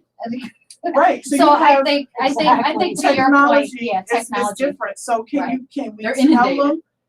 Sure. We want you to know that an abuser, one of the first things that an abuser does is isolate you. They take you away from your friends and your family. They make it seem like they are the only ones that love you, that they're the only ones that care about you. That's the first thought of getting you alone. And they lie. They got it down to the point where you question your mom calling, how you doing today? She really loves me. Or why is she calling? There's like gaslighting. It's a lot out there. Well, then you have the abusers that show the front in front of family and friends and so on, that they're just this great human being, right? And that they take care of you. Again, it goes back to that whole thing, like this facade that they put out there. And then home, it's a totally different story. situation, totally different story. Right. So I agree. There's so we many have different. we have to be conscious of the environment that we're raising our children in, around the people. Well, Yeah. My point was, let's utilize that environment. In other words, how can we get those red flags out there? How can we get the social information out there to change so people can hear it and see it and understand it? And we have access to those YouTube. We have access to those influencers. We have access to Instagram, to Facebook. So why aren't, why isn't there more information being poured out there?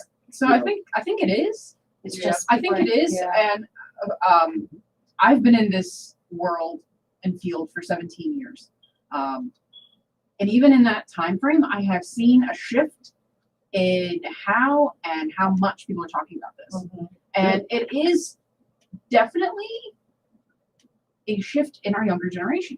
And I don't mean like 14-year-olds, but like the young 20-year-olds, and 21-year-olds.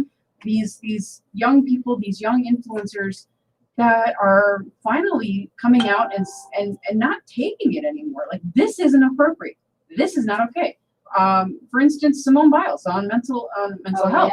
She is an influencer. She has changed the game on mental health. And I think when people hear these stories and they hear about domestic abuse and sexual abuse and child abuse, and you hear these famous people talk about it, whether it's on TikTok or whatever the new thing is,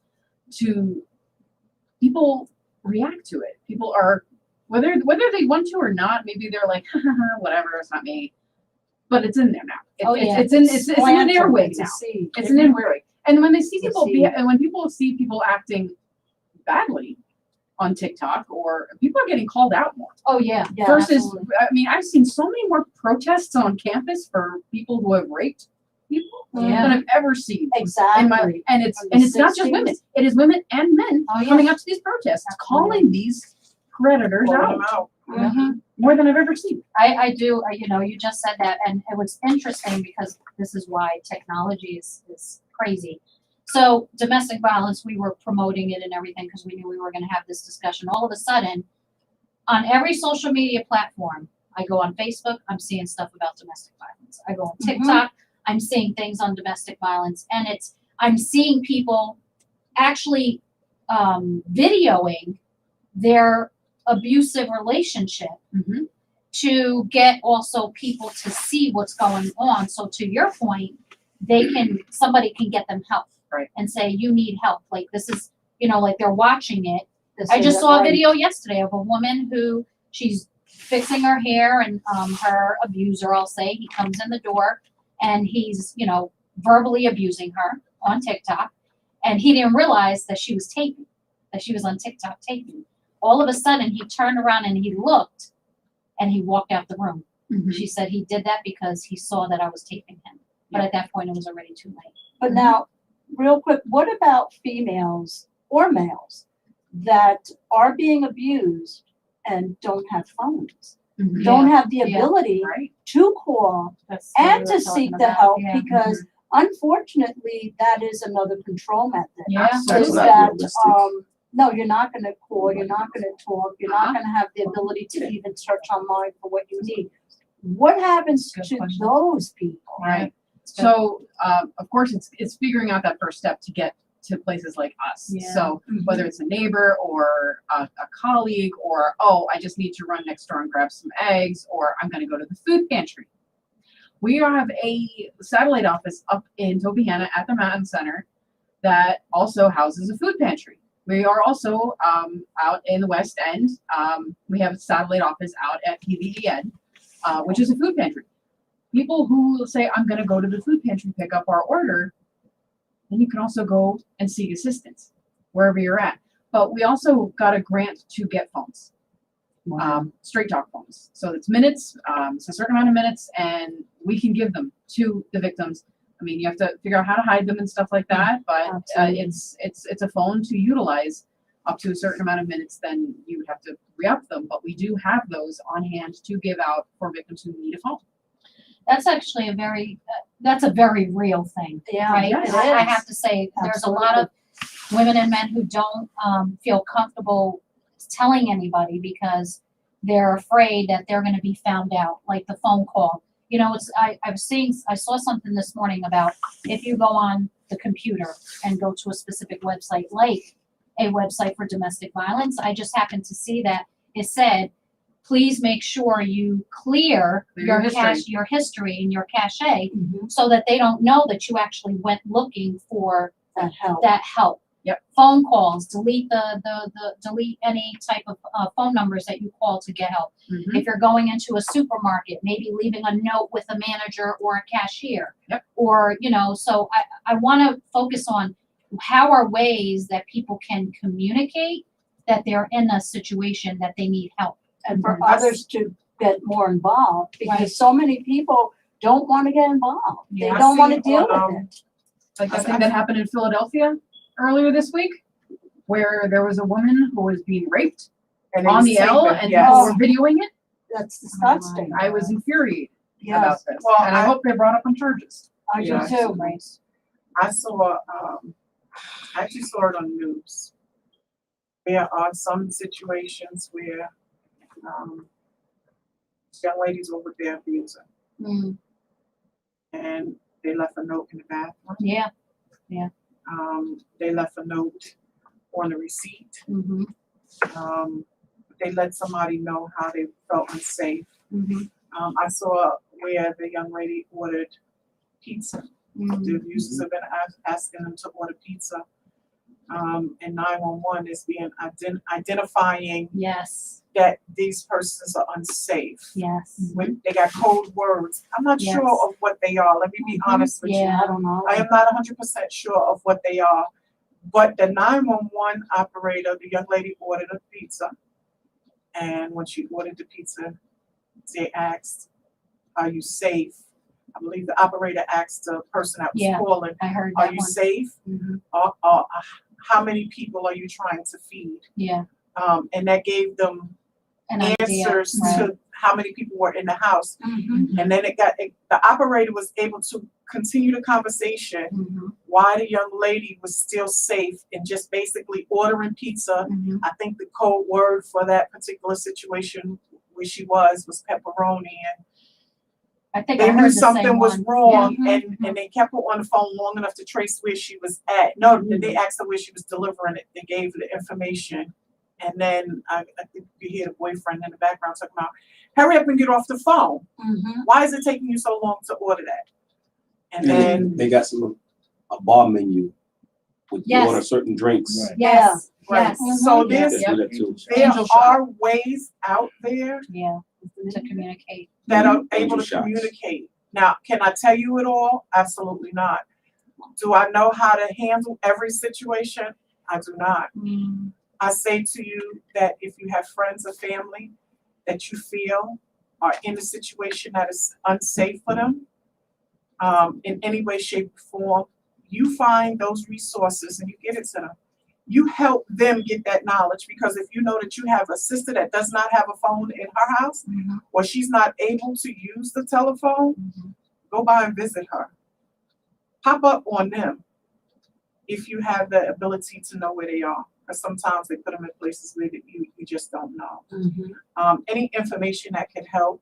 Women's Resources is an awesome place. There's other places where that are also helping in other situations. But know that there is help, There is resources out there. and there's resources for help. A lot of times you don't even realize that you're dealing with somebody that had to deal with something else, that they may have become an abuser based on what they've experienced. Mhm. So we don't want to call it a reaction. We're just going to say that they continue to cycle. So instead of breaking the cycle, they are now abusers. Mhm. So I say all that to say, again, my opinions and my thoughts are mine and mine only. But you can, it's just so broad. It's so It is. much. It is. I just think, and I want to just caution for one moment, because I remember you saying, you stated about, show up to, if you got a sister and the situation she's in, whatever. Be careful as well, because those abusers Don't have a problem with using you. don't have a problem. Well, You- not they even have that, to but do they're it also safely. might take it out on Yes. the one that they're Yeah. abusing. So just be very conscious of the abuser and how they react to situations. Because let me tell you something, they know somebody's trying Absolutely. to help Right. the person they're abusing. They know. And they will take, and just make sure it's not I just all of a sudden out of nowhere just started popping up and this and that. You have to make sure it's almost like a common thing that you're doing. Like That it's it's not safe. that, yeah, exactly. So that Yeah. they don't get an idea that something is going on. Mhm. Because believe me, they're thinking as well. Because again, they're trying to manipulate the situation, manipulate the person they're abusing. So I agree. Make it and that's why, we have to be, as family, regardless of what you're going through with your family, your siblings, your parents, whatever have you, you never know what they're going through. And if you're not staying in contact and close with them, these situations are going to be harder and harder to manage through if they're trying to get help. Because if you don't make it, I'm calling, I call my sister every week and talk to her. All of a sudden, out of nowhere, you're calling. That abuser is going to already know something's up. Why are you calling all of a sudden? You don't call here. Now all of a sudden you're calling your sister, like, what's going on? Or, you're calling your brother, like, what's going on? So just be very careful. That's why I say it's important, like, regardless of what's going on in your family situation, stay close to your family. Yes. Stay close to your siblings, stay close to your parents, grandparents, children, nieces, nephews, whoever you can get to. Because when it's just normal, there's never that thought that they're just reaching out just because there's something going on. Well, you want to Because close it's the going- loop. You want to close the loop, and you want it to be a just a normal environment, right? Yeah. A normal relationship. Absolutely. Because that can be detrimental Mhm. if it's just like a one-off situation. Absolutely. But I think to your point, Lady Wisdom, and Terry, you mentioned it as well. there are ways to communicate the abuse you're going through, or that you're unsafe in an unsafe environment. And to your point, without having a phone in the home or whatever have you, again, you're going out to dinner. On the receipt, maybe you're signing something, or you're going to the bathroom on a napkin, whatever the case may be. Any which way, even if that person doesn't call, do it every single time. Someone is going to help. Someone is going to help. And anybody out there, if you see things, if you go into a bathroom and see a napkin written, or there's a number written and somebody's saying I'm unsafe, call and help someone. Well, You know, let's don't- also be conscious that even if you have a phone, it doesn't mean you're safe. Oh, no, That's no, right. Because you absolutely. can actually have a phone and the other person just happens to have control. Oh, They absolutely. know every text that's coming in, every Yes. call that is Tracker apps? going Yes, out. they Trackers. mirror the phone. Yeah, Yes. they do. They They mirror. mirror phones. I know someone that was in a situation where I would always text the phone. I'm a bitch. Real talk. So I don't play any games with anyone. I'm not friendly in that manner. And the person know that I carry. And I used to put notes in there on purpose. Should I call the police now? Do I need to come over there? If I come, I'm not coming alone. I will drop them in where they stand. That person would always be able to get me, pull me back, to calm me down. Don't lie to me. You know, if I'm on speaker, I'ma know. Mhm. They were able to get away from the abuser. Be careful, Lady Wisdom is not playing. That's true No, but though. they were able to get away from the Oh, abuser. no, good, And he good. was never sure Good. where I was gonna show up. Yeah. So because he was never sure where I was gonna show up, or who was gonna come, or if I was Or gonna how you were call, gonna come. or how it was gonna be, you have to, sometimes it deters them. Yeah. They may not see you as that victim anymore, or a lone victim. Mm. Because there's a difference with being a lone victim and having people that are concerned about you. Mhm. And they just happen to just not be able to get you to that place of making somebody believe that you weren't cared about. You want to be that safe space. Yeah, That person that you know you can call at 2 a.m. and say, I need help. Mhm. That's the person that I think everybody needs to strive to be. Yeah. And maybe we're not going to be able to, I'll be this white knight rushing in. But Wait, packing. packing. Packing. But I think there's definitely ways that we can be allies Yeah. to survivors, to people who are in situations, whether it is helping them access a phone, helping them to open a secret bank account, and having the statements come to them, helping them to keep a go bag at their house, Yeah. having a code word, or if their neighbors, a code for flashing lights to call the police. Yeah. Being that person, you might not be able to, or it might not be safe for you to be that person to step in, but Right. you can be that person that enables help to come. Help to come. Yeah, absolutely. Most every restaurant and bar should have a sign in their restroom to let you know, because domestic violence is so prevalent Oh, yeah. in the world right now. Absolutely. But if you go to genesisradio.com, there's a post that lets you know at any bar in the world you should be able to see, Oh, on are Facebook, you yeah. on a date Mhm. Yep. that isn't I going saw well. that, yeah. It doesn't have to be a brand new date. It could be the date with the person that is abusing you. And it gives you resources to tell you how to get help and seek the help while you're there at the restaurant. Yeah. Or the Drink bar. names or something, I Yeah, think. Angel shot. Angel shot. Yes. I remember Yeah. that. It reads, are you on a date that isn't going well? Is your date not who they said that they were Mhm. in their profile? Do you feel unsafe or even a bit weird? Mhm. Is someone bothering you or making you feel uncomfortable? We're here to help. Just go to the bar and ask your server for an angel shot. Yeah. Neat is someone will escort you to your car. Dressed, someone will call you an Uber or Lyft. with Lyme, they will call the local police. Yeah, I've heard of these ones. Now, Yeah, what And about, they'll handle that discreetly so that they want the person to be safe. yeah, So absolutely, yeah. You want to be a bystander or an upstander is the new term. Bystander means you're just kind of standing by. Mhm. An upstander, but you want to do it safely. Right. Like we're like I said, we're not all packing. So don't think we are. I'm mad at it. no, I'm not Nobody want to be a girl. witness. So, but there's ways to intervene to be an upstander that don't put your own self in safety. Oh, we have a call. Okay. We have a call coming in. All right, I'll get that. Go. Hello, this is Sistahship. Who's on? Go ahead, get in.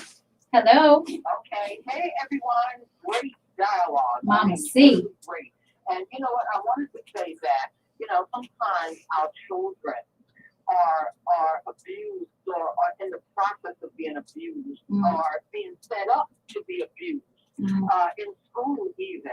I recount a time when my granddaughter Tiara had a young guy in school stalking her everywhere she went.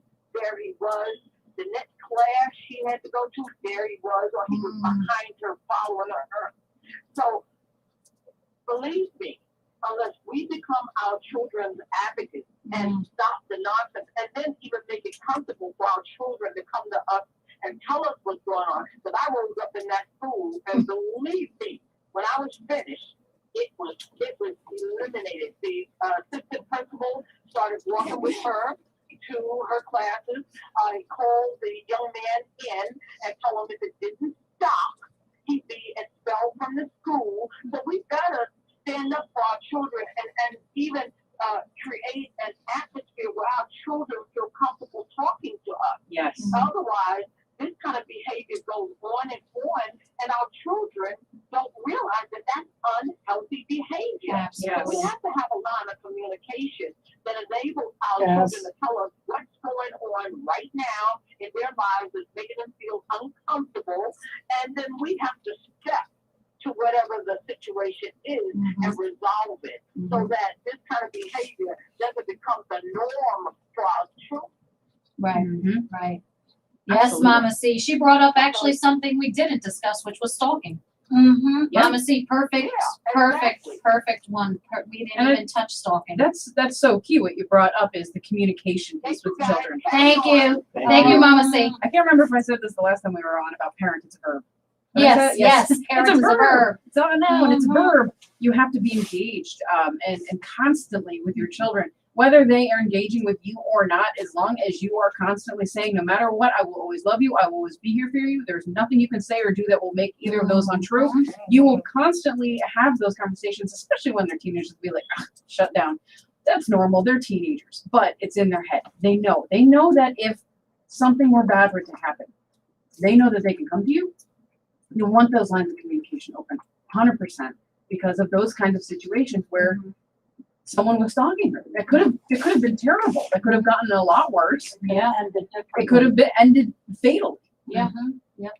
Yeah, stalking is another component. So just be Of clear out abuse. there of abuse. Absolutely.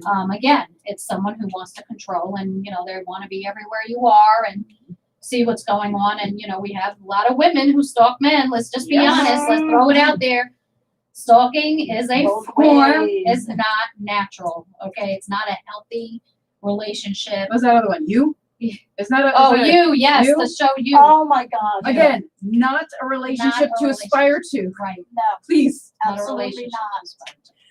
That's So- what I I got a was, lot of Netflix to catch up on. Oh, there's plenty. plenty Maid, of but ways. Maid, I have to say, from what I've seen of it so far and what It's I've good. heard of it, it is a fantastic it really is. fantastic depiction of for lack of a better Emotional. term, it's emotional and it's so real. Yeah. it It's is. not glammed up. No. It is very visceral. It's very emotional, and the reactions that we're hearing from it. And I'm hoping Netflix timed this correctly and put it out in October for Domestic Violence Awareness Month. Every single day, I hear more and more people talking about it. So if you haven't watched Maid, go watch it. Discuss it with your family. Discuss it with your friends. Yep. Talk about it with your colleagues. Again, the more that we talk about this, the more we The bring it more- to light, the less we're going to have it hide in the shadows. Right. Absolutely. Absolutely. Yeah. What I had wanted to bring up that when woman had called is what resources are out there for the younger generation, for the kids? Who can they turn to? Can they call you? Yes. Can they show up at a doorstep? What is available for them? Because I know for myself growing up, we didn't have that. Mm-hmm. That wasn't available to us. Right. And you didn't know, because there were times, and it hit a chord when Steph had mentioned how sometimes the kid wants to hurt. Mhm. And I've actually been that kid Mm-hmm. who put my hands on my father Mhm. and didn't have anyone to go to, Yeah.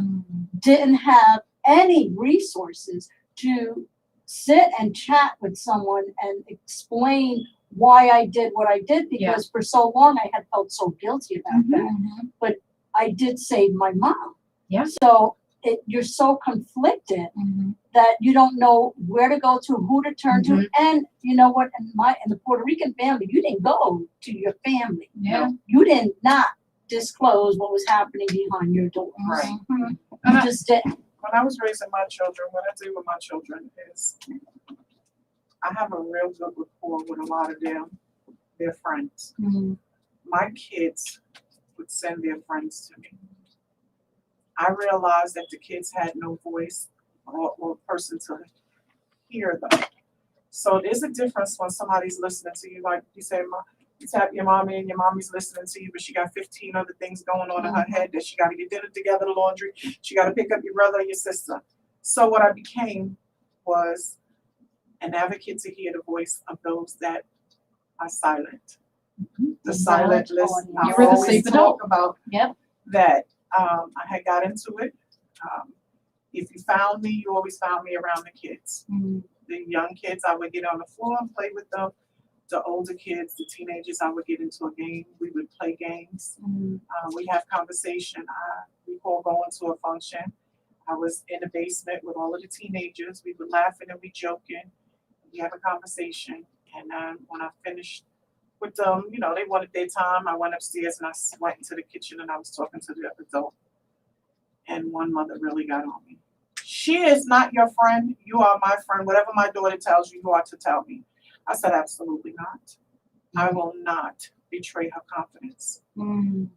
If she is detrimental to herself Yeah. or others, you will know about it. But other than that, Yeah. she needs somebody to talk to. I'm there to listen to her. Mhm.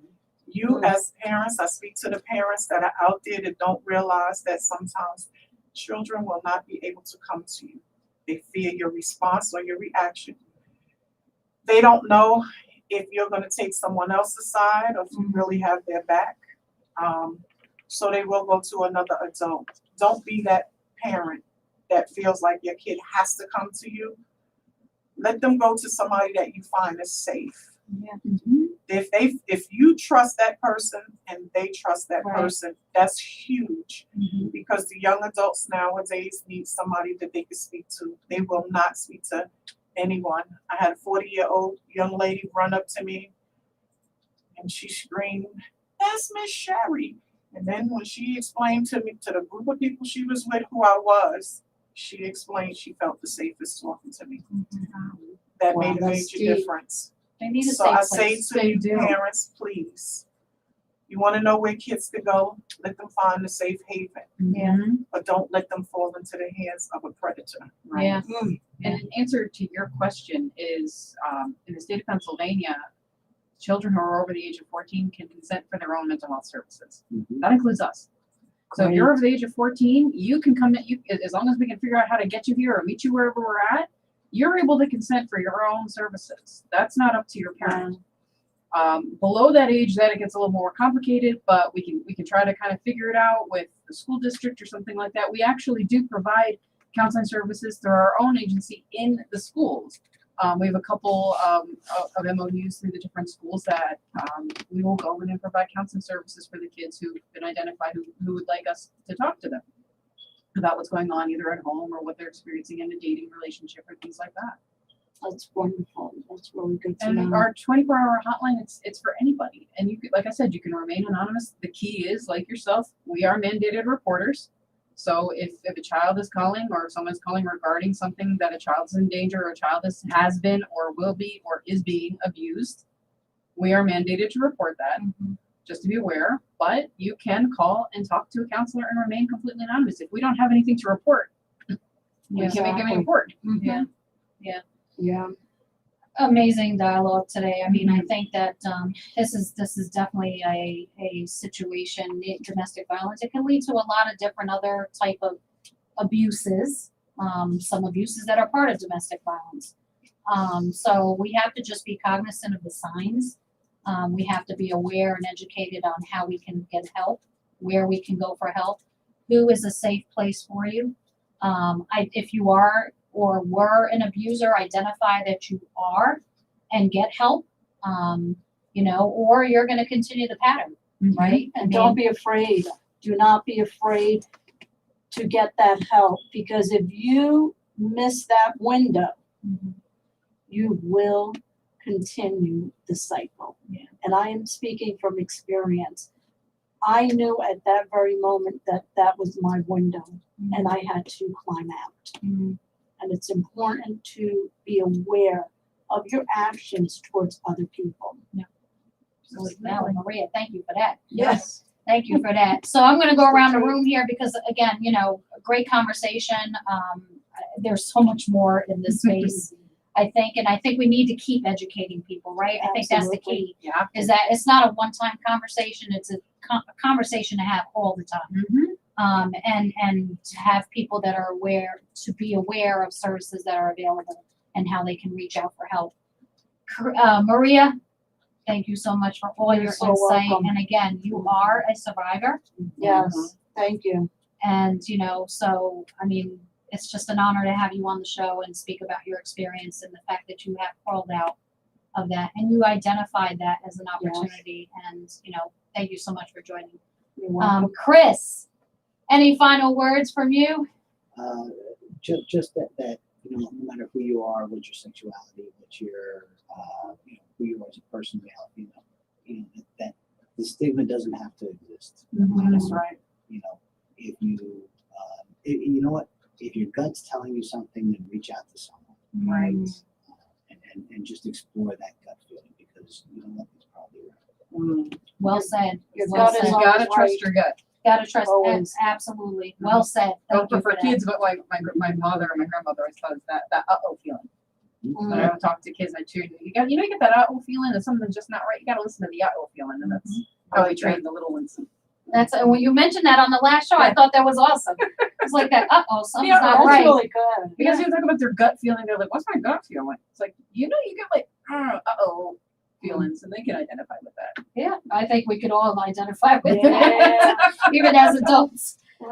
Lauren, Yes. final words, and please give out your information again. Absolutely. Women's Resources, don't let our name mislead you. We are here for anyone who has been a survivor or is a victim of domestic or sexual violence, or a family member of a victim, whether it is happening, has just happened, or happened 50 years ago, and it's still affecting you today. Reach out. You don't have to go through this alone.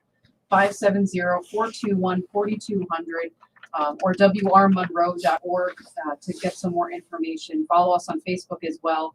I think the key takeaway here is this is a bigger problem than all of us, but it's not going to be solved if we don't start the process. Absolutely. Thank you so much for coming. And thank you both and all of you for sharing your stories of strength and survival. I'm honored to be witness to it. Thank you. Thank you. Thank you.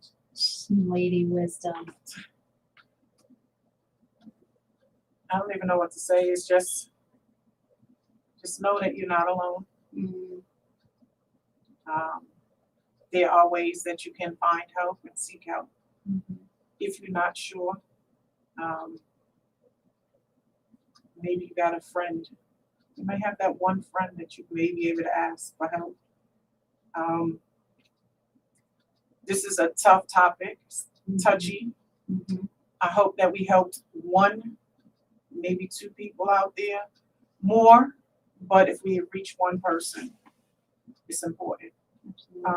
Yes. Worth it. Domestic violence is huge. It doesn't just cover physical, mental, spiritual, emotional, Financial. financial, are all a part of it. Again, reach out to women's, or I will call it family resources, because they do cover a multitude. There's a name option. If family resources is not for you, reach out to someone that you could trust. Maybe it's at your church, maybe it's a family member's house, a friend. Or when you go to your local restaurant. Yeah. Bar, restaurant, whatever. Don't be ashamed to ask for help. Your pride will make you hungry and or homeless. Your goal is not to don't let your fear fight you from getting help. I don't have anything else to say, but thank you all for coming out. Yes. You are Thank you. not what happened to you. Yeah, that's. Please do not wait till it's too late. There's too many people that have lost their lives to domestic violence. Don't wait till it's too late. It's, the cycle still continues. Even if it's, that person didn't make it, there's someone else right behind them that's going to continue that cycle. So please do not wait till it's too late. Whatever it takes for you to get out of that situation, whatever resources you need. The Sistahship, obviously, if you're leaving messages, if we are the outlet for you or the resource for you, and a message on Facebook or on our shows, if you're commenting, and leave a comment. I just Let want us to know. add this for those parents that may find and seek help. Please find and seek help for your children as well. Yeah, absolutely. You don't want them carrying it on for the rest of their lives. Absolutely. Thank You you need for to that. get them help. With that said, I know this was a deep, heavy topic for a lot of people, and I hope it also enlightened people on what domestic violence truly represents, and what resources are available and how you can get after communicating that you're in a situation like that. So with that said, again, I want to thank the panel here. Amazing discussion. I want to thank Genesis Radio. This is your Sistahship. Tiffany Cole-Bling, Terry Pickering, Lady Wisdom, Lauren, thank you so much.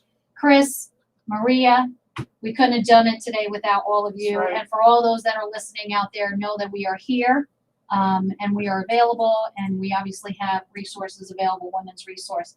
With that said, this is your girl, Steph Byer. We are here. We are the Sistahship Network. We got a brothership representation here. Without any further ado, we'll see you again next week. Thank you so much for joining us. See you again soon.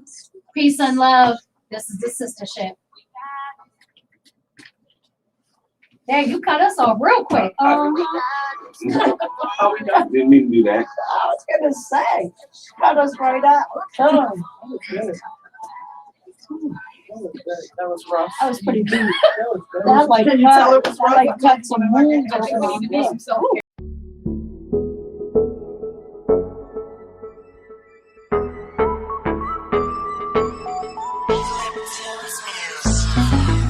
Yeah, we on a sister ship. Come with us, we on a sister ship. Yeah, we on a sister ship. Roll with us, we on a sister ship. Sistahship, we got this now. Come on, let's talk about it. Sistahship, we got this now. Come on, let's talk about it. Sistahship, we got this now. Come on, let's talk about it. Sistahship, we got this now. Come on, let's talk about it. We're my sisters, we got this, sisters. You roll with me and I'll roll with ya. We're my sisters, we got this, sisters. You roll with me and I'll roll with ya. Substance, sis, you know we on a mission, no games. Help each other get over some things. Build strength, bring change. Cause we been through the rain. Now it's time to shine like bling. Let's talk about life skills. We building up our quality to right wills. We rolling out of poverty, love heals. So we become the prodigy of how a sistership could be a really hot commodity. Stand together, we united, hold hands. Support each other dreams and our plans, doing everything we can. Just to show we understand the power of a friendship fam. Live life on purpose. Together we learning. Yeah, let's talk. We don't wanna see you hurt, and we here for each other. No matter the color, networking. That's for sure and for certain. Come on. Yeah, we on a sister ship. Come with us. We on a sister ship. Yeah,